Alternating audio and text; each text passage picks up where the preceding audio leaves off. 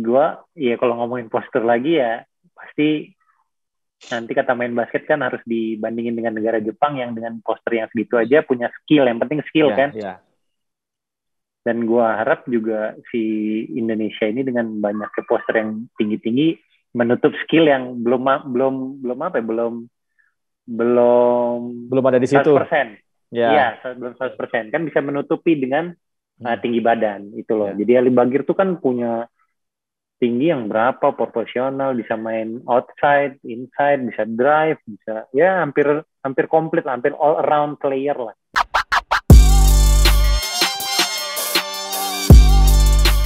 Halo semuanya, ketemu lagi dengan gua Idan. Di sana masih ada topi merah, Dimas, Dimas Muhari, lalu kemudian Ravens, Adrian Darmika. berapa? Adrian. Adrian maju dikit Adrian, suara lu kecil banget. Oh iya, sorry. Nah, Oke. kita masih si Om Santun masih belum bisa gabung karena masih berhalangan. Ya mudah-mudahan selanjutnya bisa segera gabung si Om Santun. Guys, ini beberapa hari lagi tim nasional kita itu akan main lagi di kualifikasi Piala Dunia 2023 zona Asia dan Oceania. Jadi Asia dan Oceania gabung jadi satu. Kita di zona ini ada di grup C. Grup C bareng Yordania, Lebanon, dan Saudi Arabia.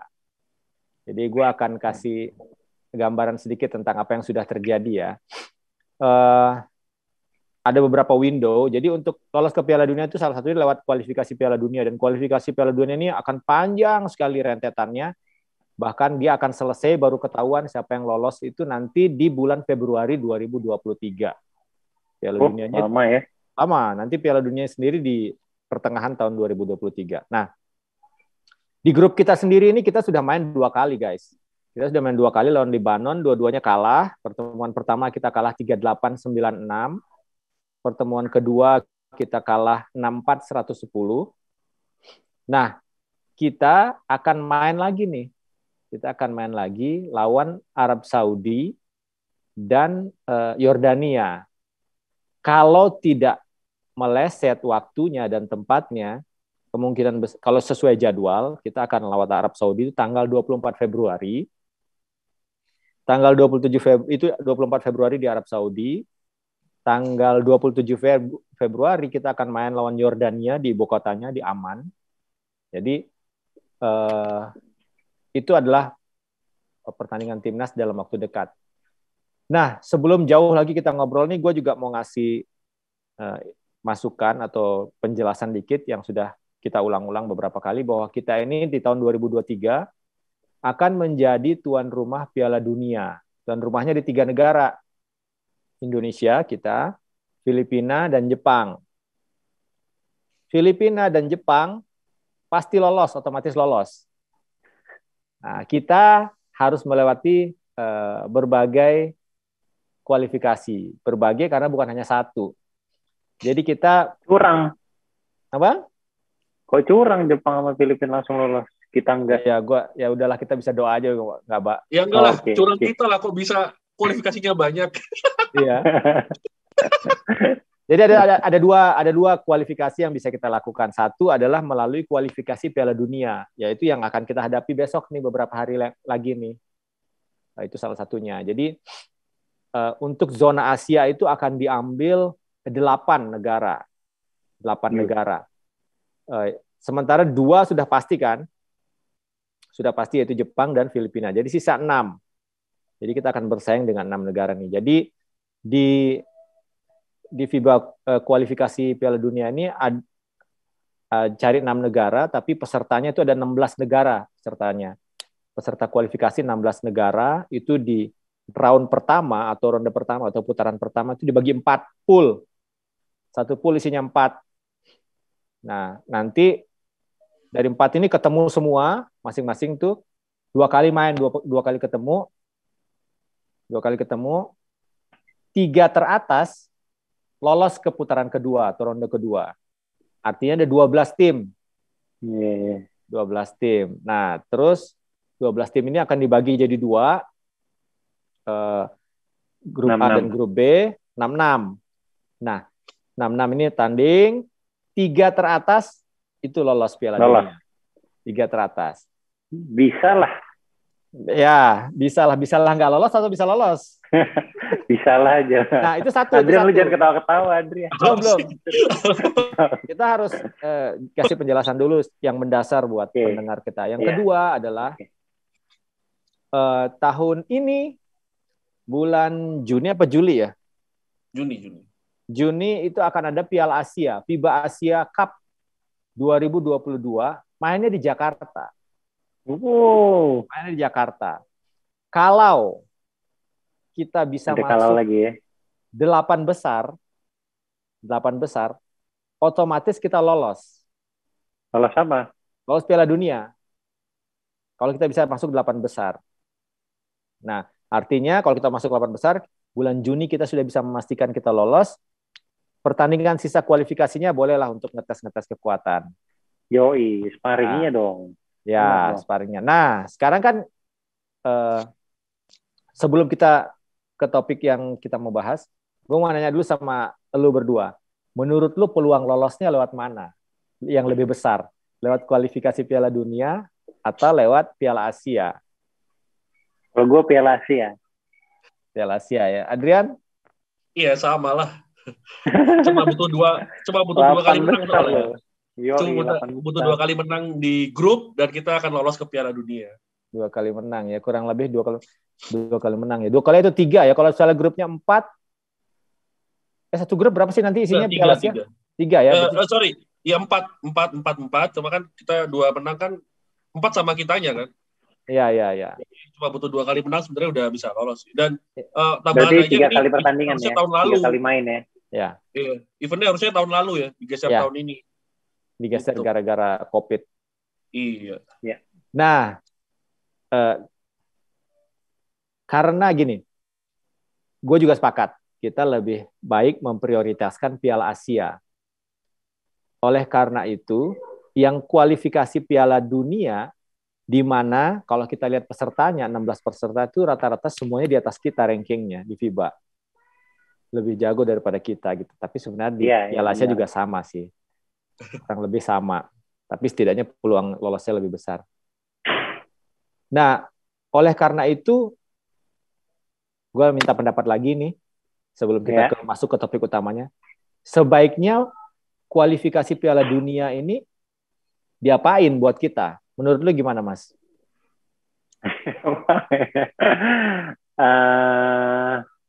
Kalau gue begini. Ya, kalau lu gimana?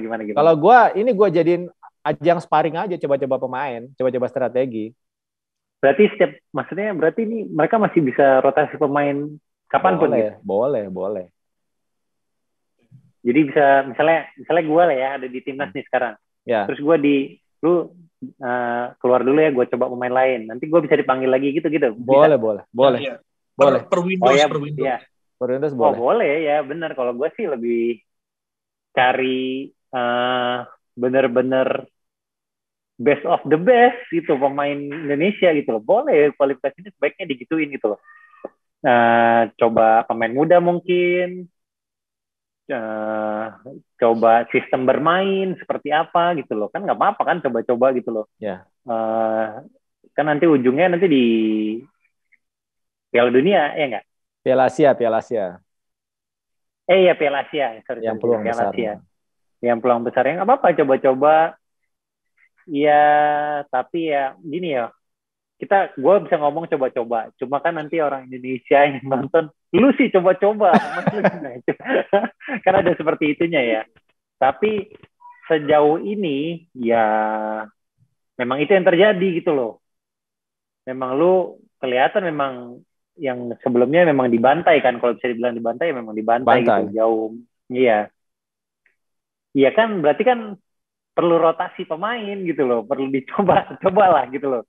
Baru kita bisa tahu nih, yang di rotasi ini baikan yang mana, yang kemarin yang dibantai apa yang sekarang gitu loh. Kalau gue ya, kan sebenarnya banyak lah kalau kita lihat yang masih bisa dicoba.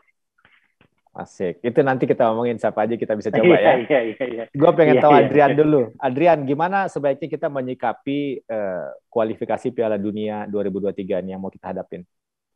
Iya, sama ya. Sebenarnya kan waktu kita di mainbasket.com, setelah kita dapat tahu nih lawan kita siapa aja, gue sudah sempat bikin ilustrasi lah ya, siapa-siapa aja lawan kita dan apa yang bisa expect dari lawan-lawan kita.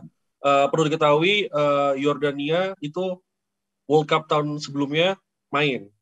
Mereka juga punya satu pemain yang main di Fenerbahce di Euroleague. Terus Lebanon ya kemarin udah kita lawan 2 game, betapa solid dan kuatnya mereka, cepet banget padahal ya ngomong-ngomong biasanya ngomongnya pemain gede-gede lambat, mereka juga cepat-cepat. Sebenarnya peluang terbesar kita untuk menang tuh dari Arab, tapi bukan berarti besar tuh 70% kita bisa menang, enggak juga. Jadi mereka juga tetap kuat meskipun tidak sekuat 2 lawan sebelumnya. Dengan harapan, dengan peluang kita fair-fairan aja kan, peluang menang kita kecil, ya sudah dikembangkan saja untuk getting better lah secara permainan. Paling nggak secara sistem tuh jalan dengan bagus, dan bisa dibilang juga sama kayak Dimas tadi, cari pemain-pemain muda yang mungkin bisa nanti kita orbitkan sampai berapa puluh tahun ke depan gitu loh, berapa belas tahun ke depan gitu. Misalnya kayak yang muda-muda lah gitu. Iya. Kan kayak Lebanon kemarin aja waktu lawan kita bawa anak umur 17 tahun satu orang. Jadi ya walaupun jarang main ya. Iya, sekalinya main double digit sih.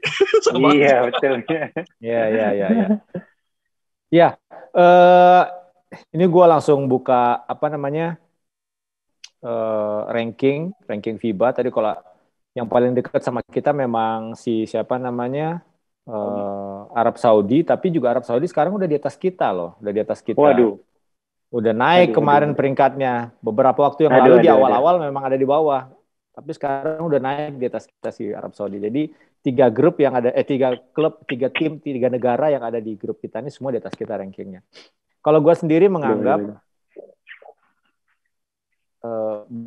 pesimistis ya, realistis ya, karena gini, kita masih bisa berjuang di fase grup putaran pertama, putaran keduanya tambah berat. Kalau lolos. Jadi kalau buat gue kualifikasi Piala Dunia ini dijadikan ajang coba-coba, setuju sama Dimas tadi. Coba-coba pemain, coba-coba strategi, pelatih atau bagaimanapun gitu. Nah, kemudian baru kita justru harus fokus di Piala Asianya. FIBA Piala Asianya yang bulan Juli ini 2022 ini. Itu yang kita harus pol-polan. Jadi artinya kita punya waktu sekitar 4 bulan lagi, 4 atau 5 bulan lagi untuk memaksimalkan squad kita. Nah, ini sekarang kita lama loh itu. Ya cuma 5 bulan, Boy.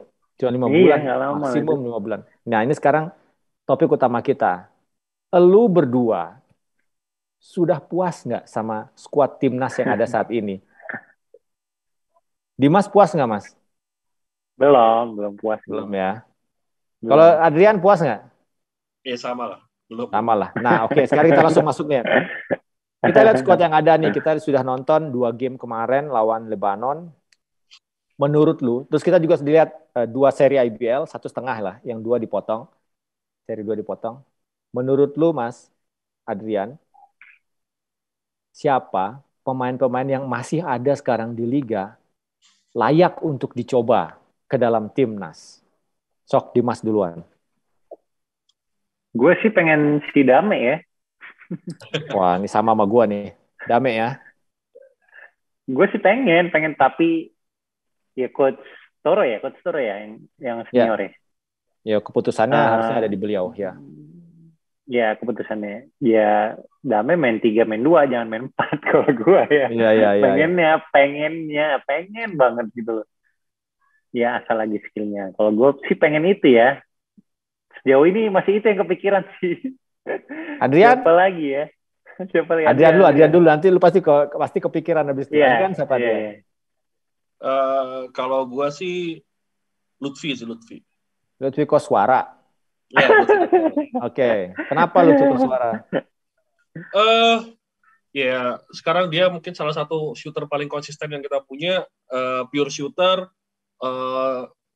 sama pelatih Coach Alex dari Makedonia, cara mainnya off ball, kayak kita lihat ini satu orang Abraham Buenas bawa bola, Lutfi suruh lari dan muter dulu kemana gitu, dapat bola shoot gitu. Harusnya itu lebih relevan dalam mengakali segala orang yang bilang kita kalah ini, kalah itu lebih relevan untuk dilakukan. Dari angkanya nggak bisa bohong kalau dia emang salah satu yang terbaik di liga kita. Jadi ya Spot up ya, spot up shooter ya. Apa? Spot up shooter ya, catch and Spot shoot. up shooter. Dulu sempat sebenarnya kita Coach Toro juga percaya sama Mejoni yang spot up shooter juga. Tapi kan kalau kita lihat cara bermainnya kan sedikit berbeda ya. Kayak Mejoni mungkin menurut gue lebih lambat ketimbang Lutfi dalam bergerak. Dan Lutfi ini emang mungkin dari dulu dia masih SMA kayaknya atau kuliah gitu mainnya emang seperti itu dan sudah ngelotok banget lah bahasa, tinggal dikasih sistem yang tepat, personel yang tepat buat jagain dia lepas dari lawan, catch and shoot aja. Menurut gue sih Lutfi bisa dicoba untuk opsi shooter kita ya, karena kan terbatas menurut gue. Betul. Kalau di timnas sekarang cuma siapa ya, Sandi Ibrahim itu pun tapi pun iya benar-benar masih tidak, karena di SM pun on and off itu, gitu. Iya benar, dan akhirnya jatuhnya ke Abraham dan Prastawa lagi. Iya, benar. Sedangkan beban mereka kan sebenarnya sudah sangat besar untuk bawa bola nyebrang ke tengah lapangan, itu lebih itu sih. Ya. Gue malah tertarik kalau misalnya masih ada Bram sama Prastawa, gue pengen segera melihat untuk dicoba Yuda Saputra sebagai pembawa bola, pengatur serangan dan pengatur serangan gitu.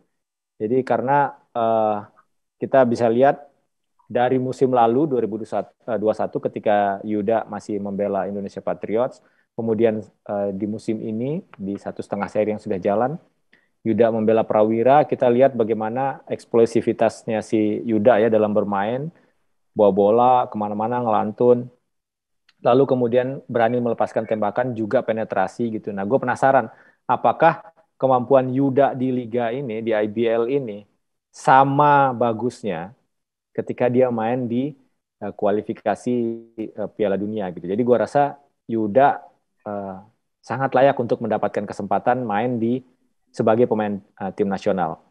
Dimas ada lagi nggak Mas? Entah siapa, Bagir, siapa? Ini siapa? Regi Mononimbar, oke. Iya. Lu dari tadi kita lah bertiga dari tadi ngomongin offense kan. Secara defense kita tuh ngaco juga sih sebenarnya. Kalau udah di inside sih berat banget kita buat nahan pemain-pemain luar ya. Gue butuh juga pemain yang secara defense ya harus tim defense dan individual defense juga. Menurut gue sih Regi bisa ngelakukan itu ya. Offense juga oke, defense juga oke. Dan satu lagi mungkin ya, kalau gue sih Pandu sih ya. Pandu Wiguna, Prawira Bandung. Iya. Tapi gue secara Pandu, gue nih lagi ngomongin defense ya. Gue pengen dia tuh ya bisa, kan nggak ada 3 second atau 5 second defense sih NBA nggak ada kan. Jadi lu bisa nggak ada. Ya stay inside atau kan bisa main zone kan. Iya. Pandu tuh secara timing block, kelompatan, yang gue lihat nih sejauh ini sih oke gitu loh. Jadi ya mungkin dengan masuknya di timnas PD bertambah dan dapat skill-skill juga dari Coach Toro kan, siapa tahu bisa ngebentuk dia jadi ya big man yang cepat gitu loh, bisa main outside, bisa fast break cepat, bisa transisi offense defense juga cepat. Itu yang gue harapkan, karena defense kita juga lumayan ya, lu masukin nembak 3 point, balik ditembak 3 point lagi ya sama aja kan gitu. Kapan mau balikin keadaan gitu loh. Jadi butuh defender juga di timnas. Oke. Siapa Adrian tambahan? Siapa lagi lu? Tadi gue nambahin dikit ya tentang Dimas, Regi. Sudah dicoba ya sebelumnya, pernah kalau yang ingat di 2019 SEA Games dia udah main, tapi emang berbeda sih kayak mainnya sekarang dan 2019 itu ya. Dan mungkin layak juga untuk masuk, paling nggak dicoba juga. Next mungkin Piccolo ya. Piccolo siapa namanya? Fernando Manansang. Fernando Manansang. Kalau tadi kan Lutfi itu tidak bisa dibilang muda lagi. Lutfi itu harusnya 27 sekarang. Harusnya kalau nggak 27, 28. Tapi dia bilang kalau bahasa luarnya late bloomer lah ya. Baru mulai naik namanya setelah 3 musim terakhir. Tapi ya it's good. Bisa dijadikan opsi. Kalau Piccolo ini juga mungkin yang nanti lihat bisa dikoreksi. Setahu gue belum pernah ikut agenda timnas junior. Jadi totally new. Mungkin ikut seleksinya ikut, tapi tidak pernah terpilih di Patriots juga nggak ikut. Di agenda-agenda timnas junior lainnya nggak ikut. Jadi ini bisa jadi percobaan yang langsung bagus untuk Piccolo. Secara skill set cukup oke untuk pemain yang selama ini kita kan selalu punya mindset tinggi segini, mainnya seperti ini. Dan Piccolo sudah lebih dari itu menurut gua. Kurang lebih ada Ali Bagir kind of player lah ya, kurang lebih sama lah mereka berdua. Jadi bisa ya dua-duanya juga bisa dicoba langsung, tapi gue salah satu yang pengen si Piccolo sih, asik aja pengen lihat aja sih dia gimana kalau ketemu asing-asing. Waktu di DBL All Star sih ketemu asing kayaknya pede-pede aja, tapi kan asingnya umurnya segitu-gitu aja ya. Kalau yang lebih senior gimana? Iya. Gue tambahin Regi, yang gue suka dari Regi adalah hustle kerja keras ya, hustle, kerja keras, berani nabrak gitu. Balik lagi Adrian juga bilang tadi Regi memang sudah pernah main di timnas sebelumnya, ya mudah-mudahan ada perubahan yang signifikan kita bisa lihat, dan dia oleh karena itu dia sangat layak untuk kita coba lagi gitu di timnas. Ya. Si Lutfi, seingat gue nggak pernah main timnas ya Lutfi ya? Iya, harusnya nggak pernah ya mudah-mudahan dia juga bisa gitu. Kalau gue sih pengen nyobain, setuju sama Dimas juga di awal tadi sama Dame ya. Dame lebih ke kita lihat kemampuan Dame di liga, menurut gue masih belum sesuai harapan. Tapi bayangan gue kalau misalnya dia dikasih kesempatan untuk naik ke panggung internasional, mungkin bukan hanya pelatih kita yang ngelihat bahwa dia punya potensi, barangkali scouting yang lain juga, oh ini jago nih, lumayan nih pemain Indonesia yang ini begitu. Harapan gue begitu, sehingga menurut gue ya Dame dan saudaranya si Modou juga boleh-boleh aja gitu dibawa ke sana. Ya gue nggak tahu kalau surat-suratnya udah beres atau belum ya. Iya gitu. Jadi itu juga halangannya ya. Gitu. Ada lagi nggak siapa? Ya Ali Bagir oke lah dicoba Ali Bagir. Ya. Ali Bagir kan udah pernah di Patriot juga. Ya. Dan saat ini juga namanya masih sama ya, Patriot juga ya? Iya. Masih. Dan ya dia salah satu yang key player banget lah di Indonesian Patriot yang sekarang ya. Bukan yang season lalu. Harusnya ya layak dicoba juga. Dengan postur segitu ya. Gua ya kalau ngomongin postur lagi ya pasti nanti kata main basket kan harus dibandingin dengan negara Jepang yang dengan postur yang segitu aja punya skill, yang penting skill kan. Yeah. Dan gue harap juga si Indonesia ini dengan banyaknya poster yang tinggi-tinggi menutup skill yang belum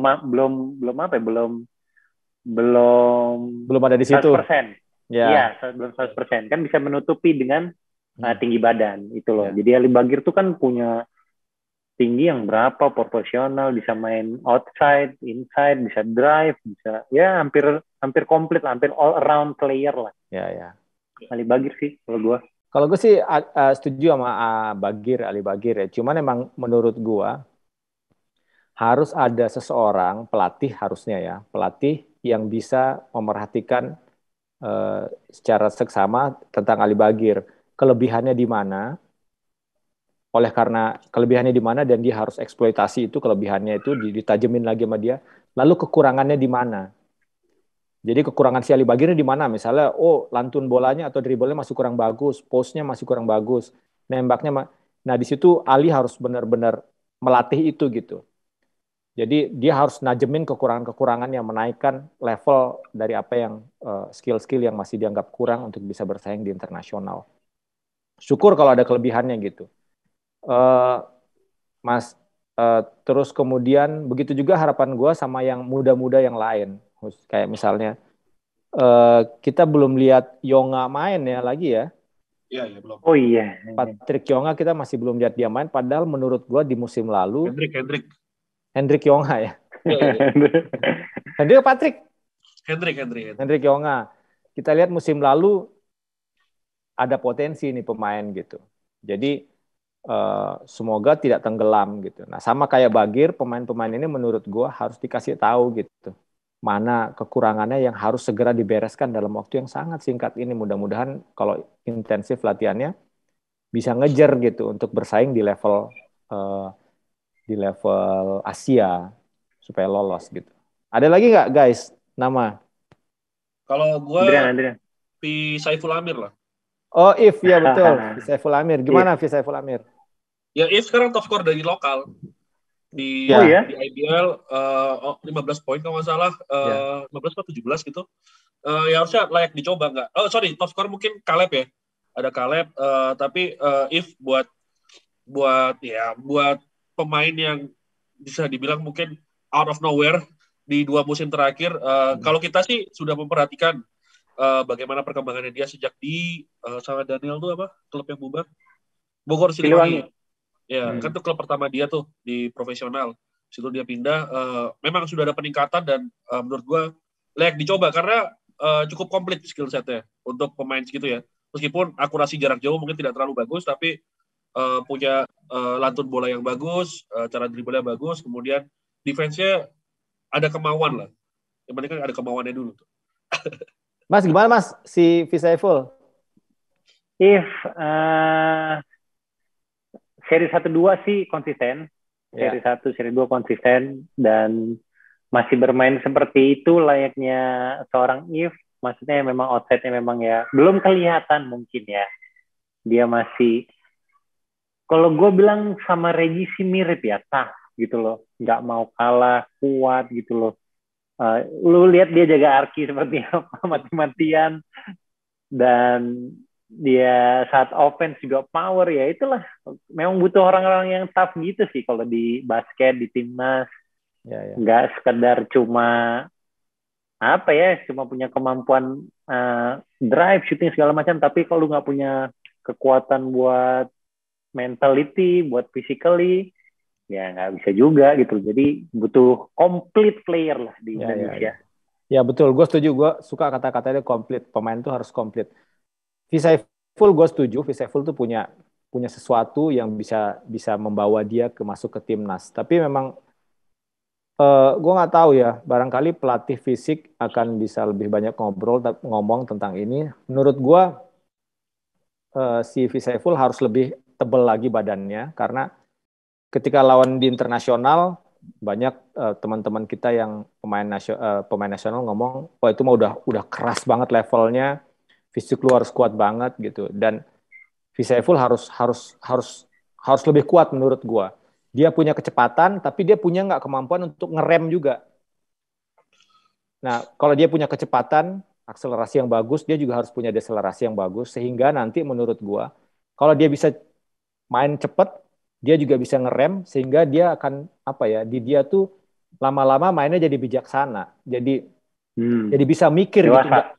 Iya, dewasa, nggak yang gitu yang asalnya tadi. Jadi kalau kita lihat di main basket, Instagramnya beberapa kali diunggah beberapa pemain Filipina tuh kalau penetrasi kayak misalnya Serdi Ravena gitu atau Kiefer Ravena, kalau penetrasi tuh dia tidak membutuhkan kecepatan yang berlebihan gitu, tapi efektif, masuk aja lolos, efisien gitu, ngelewatin lawan kelewat gitu, tanpa harus mengandalkan kecepatan yang di ujungnya punya resiko gitu. Nah buat gue mudah-mudahan Saiful bisa seperti itu gitu, karena ya seperti Adrian bilang, ini anak potensial banget dan dari awal dia main di Siliwangi, Bogor Siliwangi, grafiknya bagus gitu. Menurut gue sih begitu kalau si If, mudah-mudahan bisa gitu. Yang lain ada lagi nggak? Gue sih coba ini ya, misalnya kayak Erga tuh kan punya saudara tuh di sesama SM, mungkin bisa saling ngajarin Hardianus gitu. Bagaimana menurut kalian Erga? Dimas dulu ya, Dimas. Erga punya potensi nggak Erga? Potensi secara kalau main di point guard sih, kalau gue sih belum ya. Belum ya, oke. Karena menurut gue point guard kita ya sudah rame. Sudah hampir rame dan kemampuannya juga oke gitu loh. Jadi kalau Erga ya Tahun depan mungkin, tahun depan. Tahun depan. Oke. Tahun depan oke. Drian? Iya, belum lah. Belum safety bolanya kalau sama dia. Oh, belum aman ya. Iya, belum safety. Oke. Tapi ada yang mulai bagus naik di SM, cara dia court vision deh, cara dia facilitate teman-temannya udah meningkat, tapi untuk safety-nya belum. Oke. Ada lagi nggak yang kira-kira di luar posisi 1 dan 2 yang bisa kita andelin? Tadi kan siapa Dimas tadi bilang Pandu ya? Iya, Pandu. Gue malah penasaran kenapa lu nggak sebut temennya Reza. Beda, maksud gue Reza tuh, gimana Reza? kalau secara gue lihat Reza tuh masih offense banget dan itu banyak di timnas gitu. Oh, oke.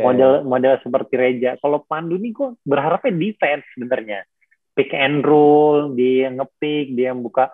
Karena Pandu bisa alley-oop kali, gue bilang ya. Kalau dia bisa pick and roll ke dalam ya, itu kan walaupun lu nggak dipasing kan udah mengancam. Dengan lu roll ke dalam aja lu udah mengancam. Lu bisa ngebuka ruang buat teman-teman yang lain. Itu yang gue harapkan sebenarnya.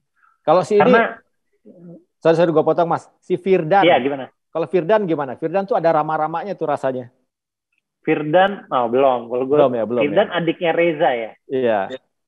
Oh, belum. Kalau gue sih belum. Firdan nikmati aja lah dulu main di IBL. Terus tadi yang Reza gimana tadi Reza?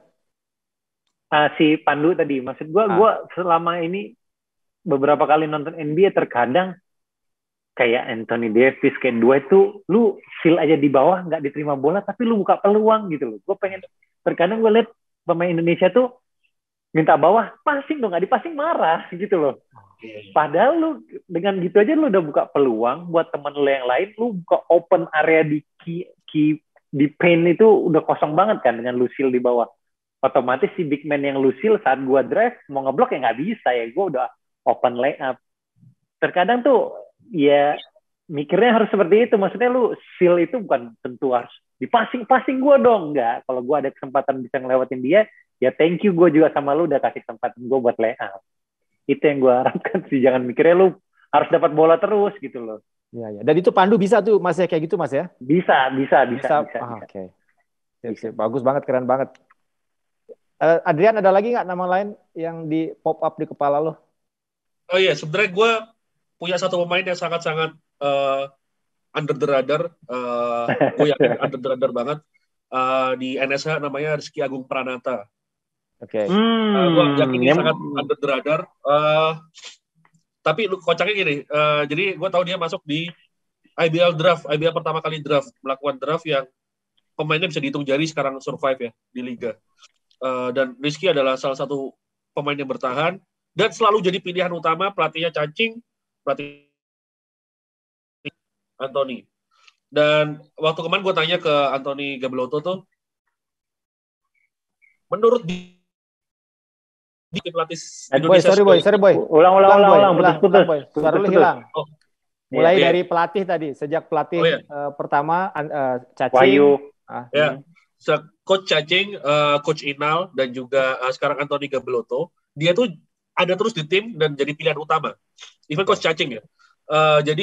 Tapi kemarin Coach Anthony itu gue ngobrol sama dia di press con, gue tanya apa pendapat dia tentang Rizky, dan jawabannya menurut dia, pelatih sebelumnya salah menempatkan Rizky. Menurut dia. Si anak punya kemampuan sebagai wing player, tapi ditaruhnya di posisi 4. Jadi dia sekarang sedang convert si Rizky ini jadi posisi 3. Dengan konsekuensinya dia harus menembak lebih banyak 3 point, tapi akurasinya masih jelek. Jadi mungkin bisa dikembangkan nantinya, bisa dilihat. Mungkin memang nggak harus sekarang masuk, tapi menurut gua nggak ada salahnya buat masuk ke TC, biar dia feel di atmosfer dulu, gimana sih persaingan di timnas tuh kayak apa, kemudian latihannya sama Toroman seperti apa, dan itu rasanya bisa jadi pengalaman yang bagus buat dia, bisa balik lagi ke NSA nanti, bisa berkembang lagi. Usianya juga 2018 tuh umur 20, berarti berapa? 24, masih belum 25 tahun. Oke, sip. Gue udah gak kepikiran siapa-siapa lagi. Gue sih ada Caleb mungkin, coba lagi. Siapa? Caleb. Oke. Apa yang masih bisa diberikan oleh Caleb kira-kira? Pasti pengalaman pasti. Iya, pengalaman, smart player Caleb kan. Ya pengalaman. Ya mungkin udah sering main juga kan. Mereka bareng-bareng itu di timnas orang-orang. Mungkin ya siapa tahu ngebantu lah. Ya. Ada sih Sip, gua. Siapa? Ada lagi David Singleton. Oh, Pak David masuk ke tim. Iya. Oke. Gua ingin tahu karena kan kita tahu dia di Pasifik, dia di BPJ, dia BPJ, Prawira bisa mengubah cara bermain, utamanya di defense punya. Dan di Prawira pun dia nggak, dan di tim-tim itu bahkan dia nggak selalu punya sosok big man kan, nggak ada sosok yang tajam banget, gede banget di bawah ring. Mungkin ada Galang, mungkin ada Thoyib di BPJ, cuma kan waktu kemarin kan on off juga tuh, cedera-cedera enggak, berarti lebih banyak turun dengan Ali Mustafa bahkan.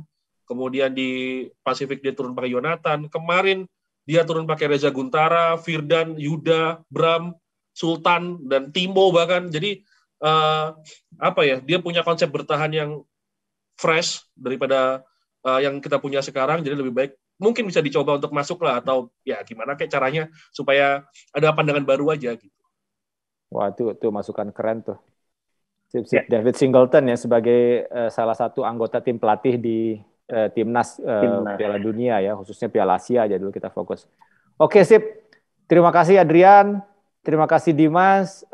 Mudah-mudahan apa yang kita bahas ini bisa jadi pertimbangan manajemen timnas ya, selewat-selewat lah ditonton gitu. Oh ya nih Yuda, lu nggak usah ngomong, kita juga udah kepikiran ya, alhamdulillah gitu.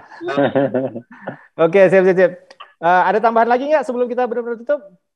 Nah, kalau gue sih ini ya, pemain timnas mungkin ya, lu dalam latihan individu kurang.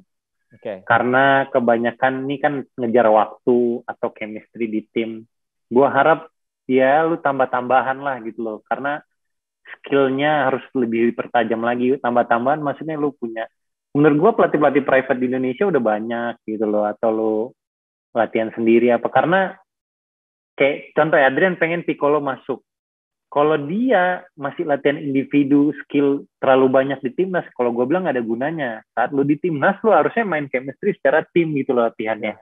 Jadi lu ngeluangkan waktu lah, tambah sendiri ke private lah, apalah lu gunain lah gitu. Jadi jangan sampai nanti dicoba, namanya dicoba pemain muda, tapi harus dibentuk lagi secara skill, secara apa itu. Kalau gue enggak. Yang masuk timnas pemain yang siap untuk bermain bersama tim, bukan untuk coba ngebentuk skill lu lagi. Enggak. Ada mungkin 30% lah ngebentuknya, tapi 70% lu bermain bersama tim gitu loh. Karena yang dikejar ya yang terbaik buat Indonesia gitu loh, bukan ngebentuk secara individu, tapi lu bawa negara kita. Gitu. Ya. Adrian ada tambahan? Ya buat ini aja ya, buat penggemar basket di Indonesia, jaga ekspektasi aja. Jaga ekspektasi aja kan. Maksudnya ya kita harus belajar realistis juga. Kita tuh masih jauh sekali, oleh karena itu kita harus melewati berbagai macam kualifikasi. Jadi dukungnya yang realistis juga, harapannya kalian bisa melihat, mungkin kita berharapnya, kalau gue pribadi berharapnya ada perkembangan lah.